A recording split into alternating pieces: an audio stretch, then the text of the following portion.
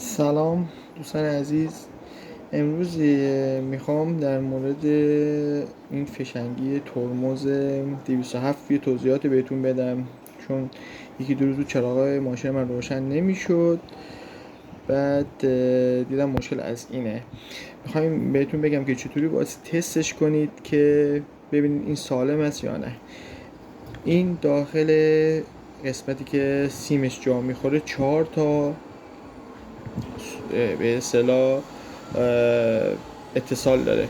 دوتای اولی از سمت چپ وقتی که دکمش آزاد باشه باسی با دستگاه مولتیمتر وقتی میزنیم باسی بوق بزنه و همینطور اون دوتای آخری وقتی که ترمز گرفته میشه باید بوق بزنه، در حالت معمولی نباید بوق بزنه. و همینجور دوتای اولی وقتی که ترمز گرفته میشه و این سویکت پایین میاد نباید بوق بزنه. حالت معمولی بوق میزنه، حالت گرفته شدن پدال نبازی بوق بزنه. همینجور برعکسش این دوتای دومی میشه. اینو گفتم با تو در اشتراک بذارم، چون متاسفانه توی هیچ کدوم از این سایت ها اینو من پیدا نکردم. امروز که وقتی اینو تعمیر کردم اینو متوجه شدم که اینجوری میشه اینو تست کرد. دقیقاً الان نگاه کنید، من این مولتیمتر رو بزنم دوتای اولی بوق میزنه.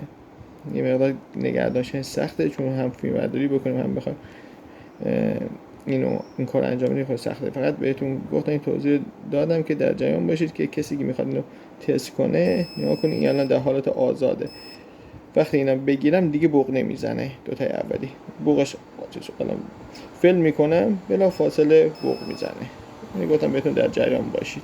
با گرفتنش بوقش قطع میشه، با ول کردنش بوق میزنه. دقیقا این دوتا برعکس دوتای اولی عمل میکنه. وقتی این دوتا با هم دیگه در ارتباطن. خب این خواستم در ارتباط با تست این فشنگی ها که محصول 206 و 207 یه توضیحات بهتون بدم که بعدها شاید به درد بعضی ها بخوره.